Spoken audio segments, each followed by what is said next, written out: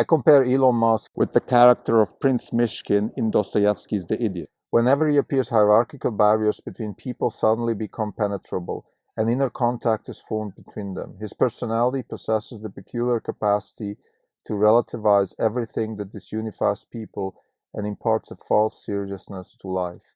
I want to use this characterization of the personality of the idiot, or Prince Myshkin, which is the main character in the book, and Elon Musk. I think there are parallels, and I think this explains why there is so much opposition to Elon Musk, because he has that ability to transcend barriers, hierarchies, to relativize everything that disunifies people. And I think our societies build on disunified barriers, on status, on hierarchies. All these things, people either fight for it or have some sort of illusion that they have it.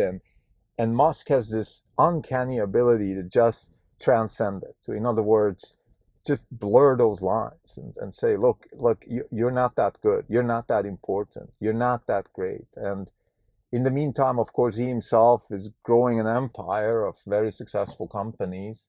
And that is, of course, almost a contradiction in itself. But I want to talk about this because it made me think. Yesterday, I saw his presentation that he gave at the All In podcast, and I just felt like, yeah, he is that character. He is that character, that man that just transcends hierarchies, that makes barriers disappear in a way that makes a lot of people happy, and of course also pisses a lot of people off. This is a Not Even Wrong podcast. It's May 17th, This is Krim Delco. Since the last update, we're down 70 basis points. The market is up 1.5%. For the year, we are down 38.2%. The market is down 14.5%. We're underperforming by 23.7%. So the purpose of this episode is to try to understand the personality of Elon Musk through the lens of Dostoyevsky's novel, The Idiot. And I think the title is really amazing, The Idiot, because it has this negative connotation, but the idiot is, of course, there's also some sort of woke thing about the idiot. We're not supposed to say that and all that, but forget that for a second. I think in modern parlance, in anecdotal parlance, or just in plain English, in everyday language, we kind of relate, of course, the word as a negative, right? But then if somebody like Musk would say, I'm the idiot, or if a person like Dostoyevsky, of the stature of Dostoyevsky, writes a novel with that title, there's almost an illusion, at least, that it's actually not so bad. Or in other words, this so-called idiot is maybe not so much of an idiot. And I think that's where Musk comes from in his personality. I saw this presentation he gave at the All In podcast, and he just shows up and talks about the economy, about his businesses, about the car industry, about the space industry, about Twitter and all these things. And he has that uncanny ability to piss people off. And I ask myself, why is that? Why is he pissing people off? Take the Twitter situation. I'm going to discuss the Twitter situation as a case study. And my answer is because he has that ability to transcend barriers, to undo hierarchies, to blur the lines of status, and that's pissing people off. Take Twitter. Twitter has this some sort of status in the tech community, particularly in San Francisco and a little bit in Silicon Valley, but Twitter is really a San Francisco company. And the tech scene in San Francisco, for some reason, has this, and then there's also the media, which overall is, I would say, more enamored with Twitter than not. And there's, let's say, an article in Bloomberg I read today about how a bashing article on Elon Musk, how bad it is what he's doing with Twitter and all that stuff. And then when you really listen to the facts, when you listen to what's actually going on, what Musk is trying to say here is just simply, listen, you guys are cheating, and I'm uncovering, I'm putting you on the spot, and I might pay or not pay the money. That doesn't even matter. The point here is that you guys are bad people. You're cheating. You're misrepresenting the numbers of spams. And if that is what you're doing, who knows what else you're cheating.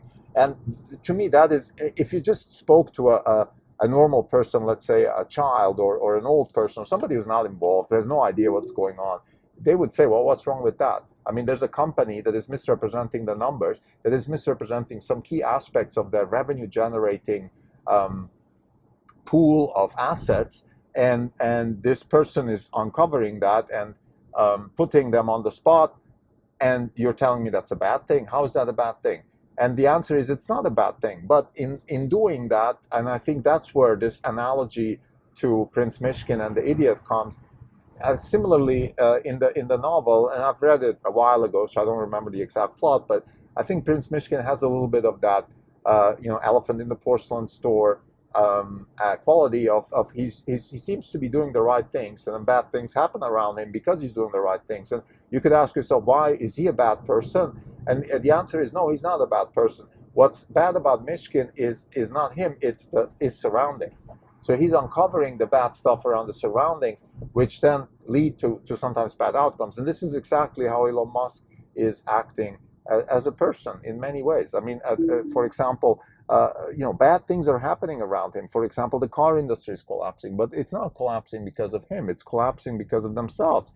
They're just corrupt, complacent, and lazy. And he is just uncovering that. Twitter is upset. People around Twitter are upset.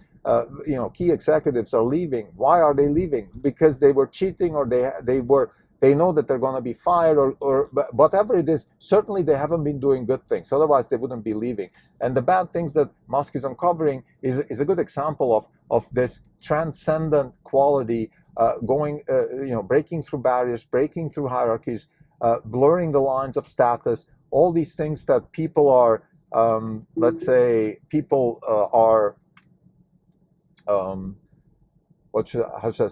are taking for granted. Twitter is a tech company. What Twitter is doing is a good thing. The people at Twitter are good people. They have good intentions. Well, no, they don't. They're actually crooks. They're crooks in an SEC type of context. And if you look at other things that Musk has done, for example, when he wanted to take Tesla private, he did business with Saudi Arabia. He uncovered the corrupt and unfair nature of that kind of society. When he dealt with the SEC department in San Francisco, he's uncovering the corruption there, and the bias, and the political bias, and the whole garbage that San Francisco is built on in terms of political corruption and favorism and all that stuff. And he's uncovered things in Germany by building the factory there. Now, of course, he's choosing places where he goes, where maybe the bad stuff is a bit less. He's uncovering bad things in China too. He's, of course, a little bit more quiet there, and that's a criticism that also I think is fair, that he's very critical of Twitter and San Francisco, but not so critical at the government of Shanghai, which in my view is doing terrible things to their people in terms of this whole COVID stuff. The point here is the following. I think it's just interesting to see the personality of Elon Musk within the context of Prince Myshkin's character in The Idiot as somebody who transcends hierarchies, who transcends lines of status, lines of separation also between people. And he has that quality as a person, and that is upsetting people, and that shows a lot about how our society works.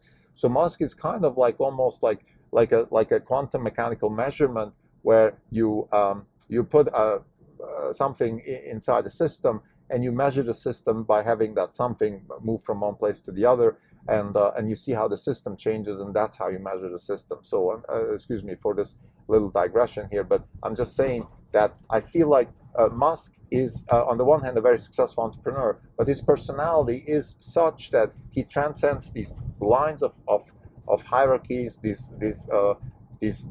lines of separation between people, which is a good thing, and I think that's why a lot of people like him.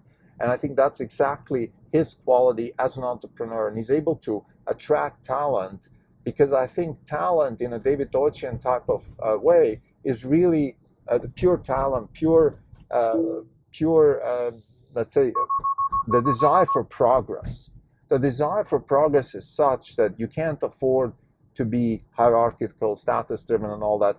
Of course, maybe once you join ranks with Musk and you become successful, maybe at some point you will have that same issue and you will become hierarchical. And this is one of the issues we have with Tesla, that maybe because it's such a successful company, maybe Tesla will become hierarchical and status-driven and complacent. He says, actually yesterday in the podcast, in the presentation, he said, I am very aware of that, and I hope it doesn't happen, and I'm working hard for Tesla not to become sort of this type of hierarchical, status-driven organization, but you never know. So to summarize, I'm using this episode to draw a comparison between Prince Myshkin, the character in Fyodor Dostoyevsky's The Idiot, and Elon Musk, that both personalities are very similar in a sense that they transcend hierarchies. They show up and they blur the lines between status, between separation, between hierarchical differences between people. And that is what is on the one hand upsetting people, of course, but on the other hand also encouraging so many people to be part of this journey. Thank you.